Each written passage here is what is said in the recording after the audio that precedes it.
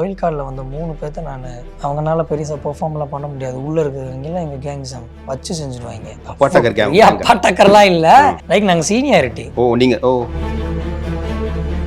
குறைந்த விலை நிறைந்த தரம், தங்கள் தேவைகள் அனைத்தும் ஒரே இடத்தில். Jayachandran. Celebrate this Diwali with Indian Princess. Shop your favorite styles and get induction stuff free. WhatsApp வழியாக ஆங்கிலம் கற்க இங்கிலீஷ் கஃபே. WhatsApp now 8075966174.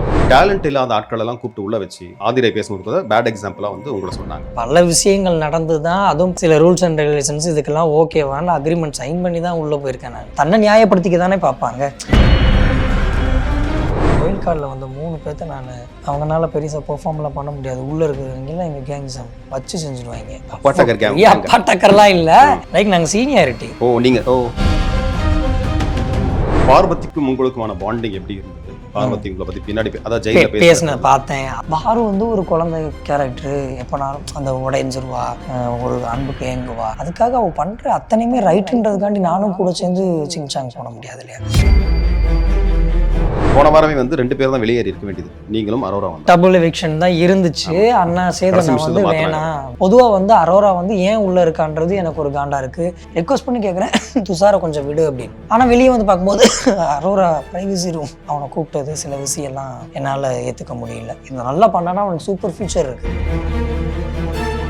மறுபடியும் பிக் பாஸ் வீட்டுக்கு கூப்பிட்டா நிச்சயமா போவேன் நான். இதே கலையரசன் வந்து பிக் பாஸ் வீட்டுல இருந்து வெளியில வந்து போட்ட வீடியோல வந்து ஐயோ பிக் பாஸ் நான் போவே மாட்டேன், ஐ எம் ஸ்கேர்ட் அப்படின்றாரு. உள்ள பர்சனலா சில விஷயங்கள் ரொம்ப இஷ்யூ இருந்துச்சு. அது பிக் பாஸ் டீமுக்கு மட்டும் தான் தெரியும்.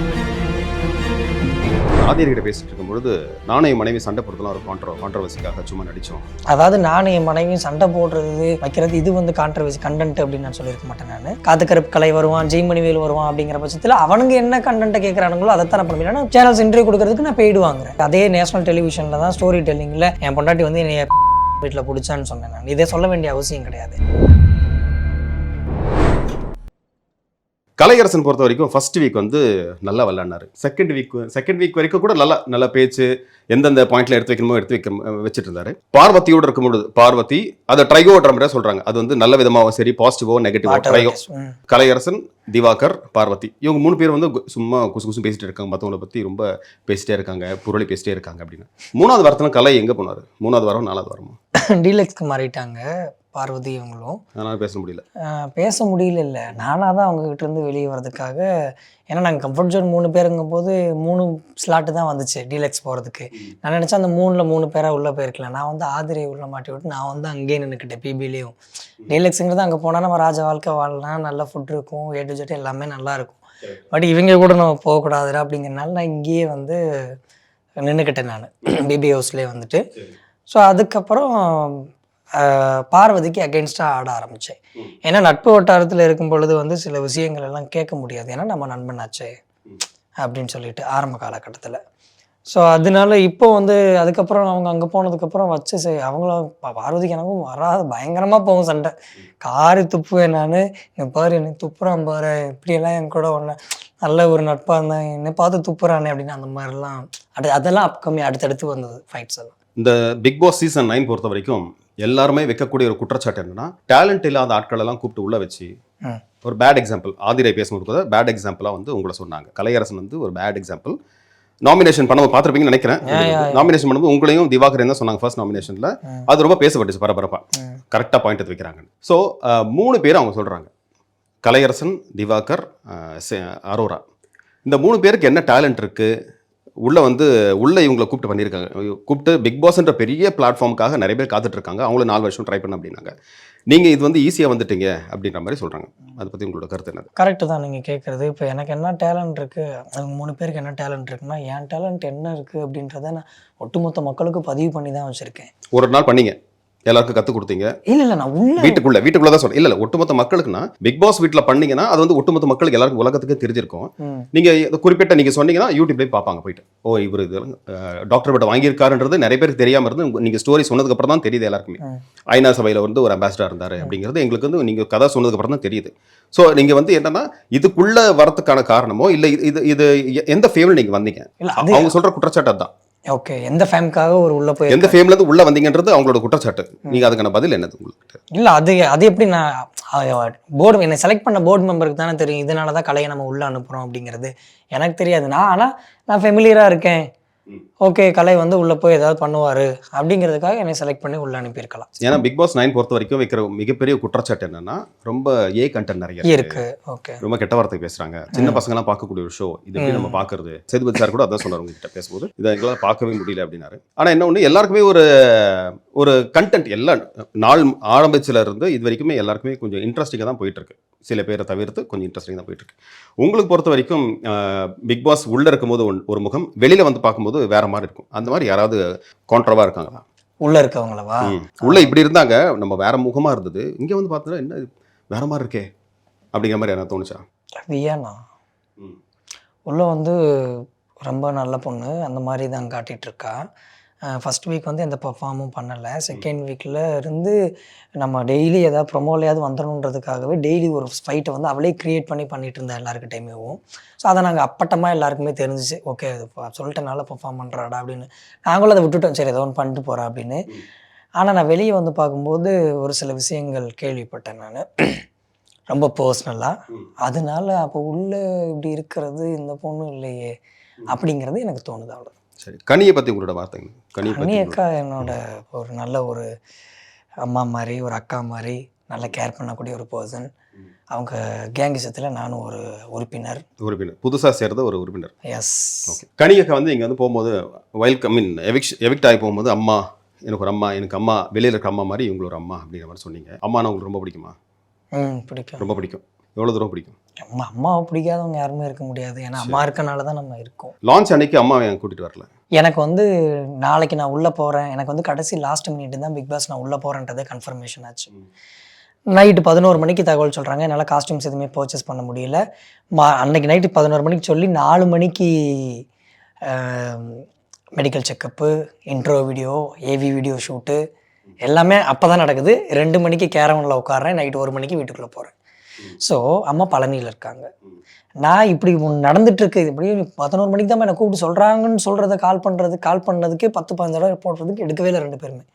அம்மாவும் அக்காவும் 2 பேருமே எடுக்கல. அப்படியே சொல்லியிருந்தாலும் அவங்க வரதுக்கான வாய்ப்புகளும் கிடையாது.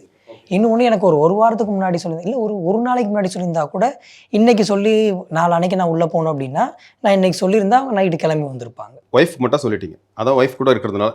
ஆமாம். இப்போ ஒய்ஃப்னு சொல்லும்போது டக்குன்னு ஞாபகம் வருது, ஆதியர்கிட்ட பேசிட்டு இருக்கும்பொழுது நானும் என் மனைவி சண்டை போடுறதுலாம் ஒரு கான்ட்ரவர்சிக்காக சும்மா நடித்தோம். அதாவது நானும் என் மனைவியும் சண்டை போடுறது வைக்கிறது இது வந்து கான்ட்ரவர்சி கண்டென்ட் அப்படின்னு நான் சொல்லியிருக்க மாட்டேன். நான் அகோரியா வந்து பிராங்க்ன்ற சேனல்ஸ் வந்து எங்ககிட்ட பண்ணும்போது அது கண்டென்ட்டாக இருக்கும். நான் வந்து என்னோட ஒய்ஃபு நான் என்னோட பிரச்சனையில் வந்து 40 லட்ச ரூபா நான் போகும்போது கொடுத்துட்டு போனேன், 2வது 25,000 ரூபாய்க்கு நான் போய் கூட இது பண்ணிப்பேன்னு என் ஒய்ஃப் சொன்னது வந்து அப்படின்னு அந்த 2 வேர்டை வந்து நான் என்னோட கண்டென்ட்டுக்காக நான் கிரியேட் பண்ணேன் நான். ஏன்னா நான் யாருமே வந்து தன்னை நியாயப்படுத்திக்க தானே பார்ப்பாங்க. ஸோ அந்த தருணத்தில் நான் அதை பண்ணியிருப்பேன். ஸோ இதை தான் நான் கான்டென்ட் அப்படின்னு. அண்ட் தென் பிராங்க்கு, இந்த இப்போ காத்துக்கருப்பு கலை வருவான், ஜெய்மணிவேல் வருவான் அப்படிங்கிற பட்சத்தில் அவனுங்க என்ன கண்டென்ட்டை கேட்குறானுங்களோ அதை தான் நான் பண்ணுவேன். நான் பெய்டு வாங்கியிருக்கேன், சேனல்ஸ் இன்டர்வியூ கொடுக்கறதுக்கு நான் பெய்டு வாங்குறேன். ஸோ அதுக்கு பேர் கண்டென்ட் தான். இப்போ உள்ள போய் பண்ணுறது கண்டென்ட். மனைவி வந்து நாங்கள் சண்டை போட்டதே ஒரு கண்டென்ட் தான், நாங்கள் அதனால அப்புறம் ஒன்றாயிட்டோம் அப்படிங்கிற மாதிரி தான் சொன்னீங்க ஆதிரைக்கு. நான் அவங்க கிட்ட திருப்பி ரீஜாயின் பண்ணுறதுக்கு இந்த 1 இயரில் நான் எவ்வளோ பாடுபட்டிருப்பேன், எவ்வளோ பல விஷயங்கள் நடந்து தான். அதுவும் சேரும்போது சில ரூல்ஸ் அண்ட் ரெகுலேஷன்ஸ் இதுக்கெல்லாம் ஓகேவான்னு அக்ரிமெண்ட் சைன் பண்ணி தான் உள்ளே போயிருக்கேன் நான். ஸோ இது அப்படி கிடையாது. ஏன் அதே நேஷனல் டெலிவிஷனில் தான் ஸ்டோரி டெல்லிங்கில் என் பொண்டாட்டி வந்து என்னை வீட்டில் பிடிச்சான்னு சொன்னேன் நான். இதே சொல்ல வேண்டிய அவசியம் கிடையாது எனக்கு. ஸோ அந்த மாதிரி தான், இதை நான் பெருசாக எடுத்துக்கல. பிக் பாஸ் வீட் வரைக்கும் பொறுத்த வரைக்கும் ரெண்டு கேங்காக இருந்தது. அதாவது அன்பு கேங் ஒன்று ஒரு பக்கம், இன்னொரு பக்கம் வந்து பார்வதி, திவாகர் கூட வந்து சம்டைம்ஸ் கலை இருப்பார், போயிடுவார், கமருதன் வருவார் போவார், அந்த மாதிரி இருக்கும். ஸோ 2 டீம் இருந்தது. இப்போ புதுசாக ஒரு 3வது டீம் வந்திருக்கு, வைல்ட் கார்டு என்ட்ரிஸ் 3 இருக்கு. இந்த 3 டீம், பார்வதியன் டீம், அன்பு கேங், வைல்ட் கார்டு என்ட்ரிஸ், இந்த 3 டீமில் யார் வின் பண்ணுவா, இல்லை யார் இன்னும் கோலச்சுவான்னு நினைக்கிறீங்க? ஆக்சுவலி இந்த 3 பேர், இந்த வைல்ட் கார்டில் வந்த 3 பேர்த்த நான் அவங்களால பெருசாக பெர்ஃபார்ம்லாம் பண்ண முடியாது. உள்ளே இருக்கிறவங்கெல்லாம் எங்கள் கேங்ஸம் வச்சு செஞ்சுடுவாங்க, எனக்கு முன்னாடியே தெரியும். ஏன்னா கேங் வந்து வச்சு செய்வாங்க. ஆமாம், ஏன் அவ்வளோ பெரிய பப்பாட்டக்கர் கேங்? பப்பாட்டக்கர்லாம் இல்லை, லைக் நாங்கள் சீனியாரிட்டி. ஓ நீங்கள் ஓ ஓகேங்களா. ஸோ இவங்க ஒயில்ட் கார்டு என்ட்ரி உள்ளே போகிறதுக்கு முன்னாடி என் பக்கத்தில் தான் உட்காந்துருக்காங்க. ஒரே கேரம் தான். இவங்க உள்ளே பேசிட்டு அப்பதான் பார்க்குறீங்க அவங்கள. அப்பதான் அவங்க இவங்க வரப்போறாங்க உங்களுக்கு அப்பதான் தெரியுது. ஆமாம். நான் சிரிச்சுன்னு இருக்கிறேன் நான் பயங்கரமாக. அட பாவீங்களா இப்படி நினச்சிட்டு உள்ளே போகிறாங்க, உள்ளே எவ்வளோ பாடுபட போகிறானுங்களோ. அதாவது அவங்க குணாதிசயத்தை பார்த்து சிரிச்சிங்களா இல்லை இவங்க போய் மறுபடியும் உள்ளே போய் வேக போகிறாங்கன்ற நினச்சி? ஆக்சுவலி உள்ளே போனால் கண்டிப்பாக இவங்களை மொக்க பண்ணுவாங்கன்னு எனக்கு நல்லாவே தெரியும். எஃப்ஜே என்ன பண்ணுவோம், ஒவ்வொரு அந்த டீமில் இருக்கவங்க என்ன பண்ணுவாங்கன்னு எனக்கு நல்லாவே தெரியும். ஸோ எனக்கு பாவமாக தான் இருந்துச்சு. ஆனால் அதில் ஸ்ட்ராங்காக நான் ஒருத்தர் நினைக்கிறேன்னா திவ்யாவை. மேபி அவங்க என்னது பாருக்கு நேராக இன்னொரு பாருன்னு கூட சொல்லலாம். அவங்க எல்லாத்தையும் பீட் பண்ணுவாங்க. பார்வதிக்கும் உங்களுக்குமான பாண்டிங் எப்படி இருந்தது? உள்ளே இருக்கும்போது எப்படி இருந்தது? வெளியே வந்ததுக்கப்புறம் விஷுவல்ஸ்லாம் பார்த்தீங்களா? பார்வதி உங்களை பற்றி பின்னாடி அதாவது ஜெயிலில் பேசினேன் பார்த்தேன். இதெல்லாம் தப்பு இல்லை, இதெல்லாம் உள்ளே இருக்கும். இல்லை பின்னாடி பேசுனது பாசிட்டிவாக பேசினாங்க. இவன் இப்படி பண்ணுவான்னு நான் நினைக்கல, அவன் மேலே எனக்கு கோபம்லாம் சொல்லுவாங்க, அவன் மேலே எனக்கு வருத்தம் இருக்குது அப்படின்னா. அது நான் பார்த்தேன். அது நான் வீடியோவில் பார்க்கல, விசுவல்ஸ் பார்க்கல. பிரவீன் கிட்ட சொல்லி பிரவீன் வந்து என்கிட்ட சொன்னான், என்னடா உன் தோஸ்து ரொம்ப வருத்தப்படுது, ஏன் கலை இப்படி பண்ண, கலை போய் என்னை இப்படி பண்ணிட்டான்னு சொல்லி திக் பண்ணேன். ஏன் தெரியும் இந்த மனமாற்றம்? நான் தான் சொல்கிறேனே, நான் ஒன் வீக் பார்வதி அப்சர்வ் பண்ணுறதுக்காக நான் இது பண்ணேன். ஆனால் அப்சர்வ் பண்ணதில் பாரு வந்து ஒரு குழந்தை கேரக்டரு, எப்போனாலும் அந்த உடைஞ்சிருவா, ஒரு அன்புக்கு ஏங்குவா, லைக் நம்மக்கிட்ட ஒரு டீம் இருக்கணும் அப்படின்றதெல்லாம் விரும்ப, இதெல்லாம் ஓகே தான். அதுக்காக அவள் பண்ணுற அத்தனையுமே ரைட்டுன்றதுக்காண்டி நானும் கூட சேர்ந்து சிங்சாங் போட முடியாது இல்லையா. ஸோ அதனால் அதுலேருந்து வெளியேறதுக்காக நான் முயற்சி பண்ணிகிட்டு இருந்தேன். அவங்க டீலக்ஸ் போனது எனக்கு ரொம்ப பாசிட்டிவாக ஆயிடுச்சு. ஸோ அதுக்கப்புறம் நான் பாரு பண்ணுற தவறுகளை நானும் சேர்ந்து கேட்க ஆரம்பித்தேன். அவ்வளோதான். நீங்கள் வீட்டை விட்டு வெளியே வந்ததுக்கப்புறம் ஒருத்தவங்க ரொம்ப வருத்தப்பட்டாங்க பார்த்தீங்களா, என்னால் போயிட்டான் கலை அப்படின்னு. ஜோனும் பார்க்கல. அரோரா. ஓ, அவங்க தான் உங்களுக்கு குத்துனது. அது பார்த்துட்டேன். நான் வந்தோடனே கூகுளில் சர்ச் பண்ணேன். அதில் அரோரா, கமருதீன் அண்ட் வினோத்தனா தான் வினோத்தனாவும் கமருதீன் குத்துறதுக்கு வாய்ப்பு இருந்துச்சு. ஏன்னா நான் அவங்கள 2 பேரையும் வம்பிழுத்துட்டு இருந்தேன், அவங்க என்கிட்ட வம்பிழுத்துட்டு இருந்தாங்க. அதனால குத்துறதுக்கு இருக்கலாம். அரோரா ஏன் குத்துனான்னு தெரியல. 2 பேர் மட்டும் என்னை குத்திருந்தா நான் நாமினேஷனில் வந்திருக்க மாட்டேன். 2 பேர் மட்டும் குத்துனா வந்துடலாம். மினிமம் 2 இருக்கணும். அதில் அரோரா கமருதீன். ஓகே. ஓ அப்படி அரோரா வந்து இந்த மாதிரி சொல்லியிருந்தேன். அதாவது நான் ரொம்ப வருத்தப்படுறேன், அவன் போகும்போது ரொம்ப சங்கடமாயிடுச்சு அப்படிங்கிற மாதிரி வருத்தப்பட்டாங்க. ஆக்சுவலி போன வாரமே வந்து 2 பேர் தான் வெளியேறி இருக்க வேண்டியது, நீங்களும் அரோரா வந்து. டபுள் எவிக்ஷன் தான் இருந்துச்சு. அண்ணா சேதனா வந்து வேணாம் அப்படின்னு. இப்போ உங்களுக்கு ஏதாவது தோணுதா, நம்ம இருந்திருக்கலாம், அரோரா எதுக்கு தண்டமாக இருக்குது அப்படிங்கிற மாதிரி? இல்லை, நான் என்ன வச்சு நான் அவளை கம்பேர் பண்ண விரும்பலை. பொதுவாக வந்து அரோரா வந்து ஏன் உள்ளே இருக்கான்றது எனக்கு ஒரு காண்டா இருக்குது. தென் வந்து ஏன்னா அவன் வந்து துஷார் கமருதீனோட அவங்கள டைவர்ட் பண்ணுறாளோன்னு எனக்கு திங்கிங் வருது. அவன் செம்ம பிளேயர் துஷார். நான் அவனை ஃபர்ஸ்ட்ல இருந்தே அவனை பயங்கரமா பாராட்டுறேன். ஃபர்ஸ்ட் வீக் துஷார் வேற மாதிரி இருந்தாரு, அடுத்த 3 வாரமே எங்கேயுமே இல்லை. நான் கடைசியாக வெளியேறும்போது கூட துஷார் கிட்ட சொல்லிட்டு வரேன், இந்த தயவு செஞ்சு நீ நல்லா விளையாடு, அரோரா ஃபோக்கஸ் பண்ணாத, பேசு, உன்னை வேணான்னு சொல்ல, எல்லா நேரமும் அவன் கூட சேர்ந்து இது பண்ணாத. அரோரா கிட்டையும் கேட்டேன், ரெக்வஸ்ட் பண்ணி கேட்குறேன், துஷாரை கொஞ்சம் விடு அப்படின்னு. ஆனால் வெளியே வந்து பார்க்கும்போது அரோரா ப்ரைவசி ரூம் அவனை கூப்பிட்டது சில விஷயம்லாம் என்னால் ஏற்றுக்க முடியல. ஸோ இந்த மாதிரி பண்ணி தான் அவனை ஏன்னா அந்த பையனுக்கு இந்த நல்லா பண்ணானா அவனுக்கு சூப்பர் ஃபியூச்சர் இருக்குது. பட் இவர் டைவர்ட் பண்ணுறதுனால அந்த விஷயத்தில் அரோரா மேலே எனக்கு கொஞ்சம் கடுப்பு இருந்துச்சு. ஏன் அப்படி பண்ணுறேன், ஏன்னா அவளும் எதுவும் பண்ணலையே. இந்த வீட்டில் யார் மாதிரி சும்மா இருக்கான்னு நினைக்கிறீங்க? ஏன்னா பாதி பேர் மேலே சும்மா தானே இருக்காங்க. யார் பாதி பேர்னா? இப்போ சபரி வந்து டாஸ்க்னா ஓகே, ஆனால் என்ன பண்ணுவேன், கிரியா பண்ணுவான், அவ்வளோதான். வேற என்ன பண்ணுவான்னு தெரியாது, எனக்கே தெரியாது இப்போ வரைக்கும். நான் உங்க டீம் தான், உங்க அண்ணன் தானே சபரி? மாமா சபரி மாமச்சான் எனக்கு. ஓகே. எஃப்ஜே பாடுவான், அதை தவிர வேறு எதுவுமே பண்ணாமல் தூங்கினே இருப்பான். நேரில் சொல்லியிருக்கீங்களா? யார்கிட்ட? எஃப்ஜே கிட்ட. இல்லை, எஃப்ஜே கிட்ட சொன்னதில்லை. பிரவீன் கிட்ட ஒரு தடவை போயிட்டு வான் பண்ணிட்டு வந்தேன், கமருதீன் கிட்ட ஒரு தடவை வான் பண்ணேன், இது நீங்கள் பண்ணுறது இந்த விஷயம் தப்பு இந்த அப்படின்னு. பிரவீன் வந்து திவாகரன் மாதிரி அந்த வாக் பண்ணி காட்டினதை போய் சொன்னேன், அது தப்புடா அப்படின்னு. அப்போ எனக்கு புரியல. நானும் ஒரு சில நேரத்தில் அவரை பேசினேன், அது எப்போனா அவர் அந்தளவுக்கு பண்ண, அப்போ அது மாதிரி தான் இவனுக்கு இருந்திருக்குன்றது அப்புறம் தான் நான் இது பண்ணேன். நான் சரி இருந்தாலும் பெரியவர்களடா அந்த மாதிரிலாம் பேசாதடா அப்படின்னு நான். ஸோ அந்த மாதிரி தான் அப்போ சொல்லுவேனே தவிர இவனுங்கிட்டலாம் சொல்லலை. சபரிக்கிட்ட என்னடா அவங்ககிட்ட எதுவுமே இல்லை, எஃப்ஜி என்னடா நீ பாடம் மட்டும் தான் செய்வியா, அப்புறம் இதெல்லாம் தூங்கின்னு இருக்கிறேன். ஏன் சொல்லலை? நேராக சொன்னால் குத்திடுவாங்கண்ணா, நாமினேஷனில் போட்டுருவாங்கண்ணா. நீங்கள் உள்ளே என்னை நல்லா கவனிச்சிங்கன்னா தெரியும், நாமினேஷன் அண்டு டாஸ்கில் எல்லாம் என்கிட்ட பர்மிஷன் கேட்பான், கலை உன்னை குத்திக்கிறேன்டா. யார் கேட்பா? எல்லாரும் தான் கேட்பாங்க. யாரை சொல்கிறதுன்னு தெரியாமல் தைரியம் இல்லாமல் இருக்கும் இல்லையா.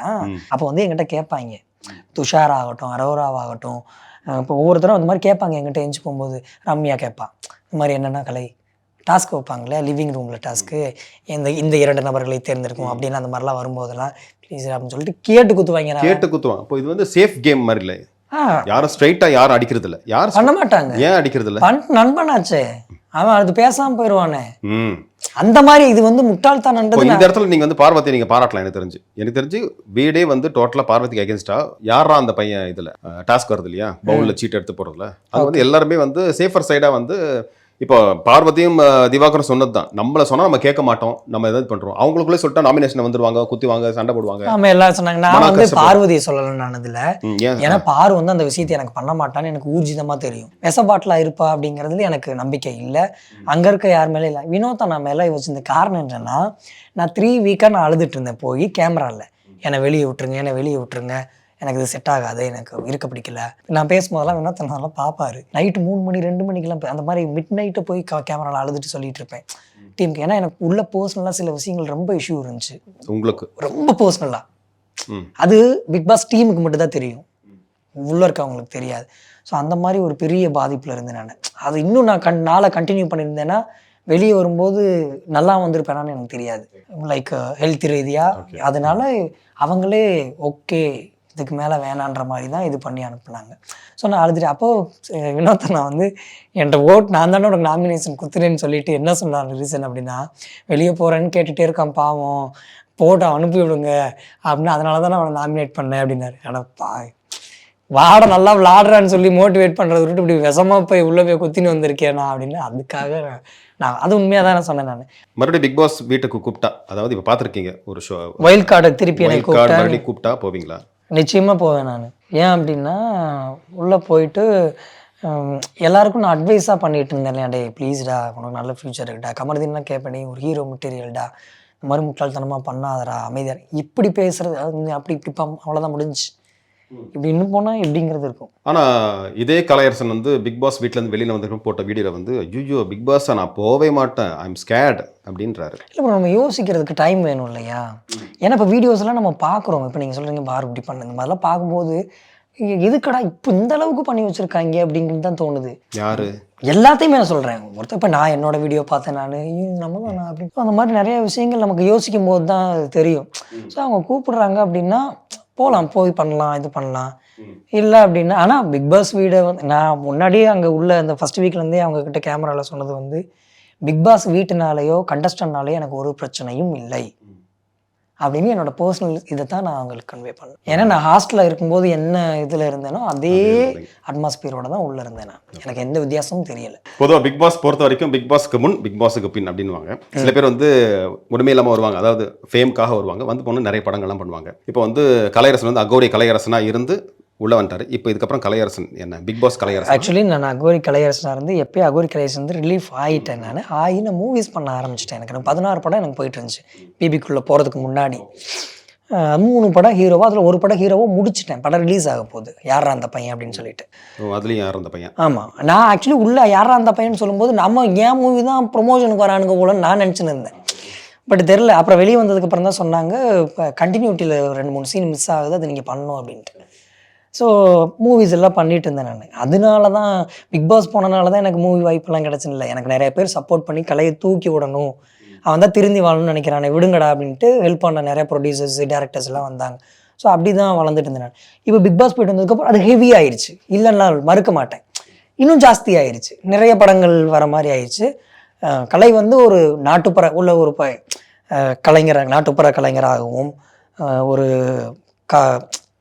எப்படி சொல்கிறது, ஏதோ ஒரு கதாபாத்திரத்தில் பண்ணிவிட்டு என்னோடய லைஃப் இப்படி போகும். லைக் அதான் நான் இதில் கூட பார்த்துருப்பீங்க இல்லையா, 25 வருஷம் சகாப்தம் முடிச்சுட்டு தான் காசியிலேயே கதை கழிச்சிட்டு வந்துட்டேன் நான்.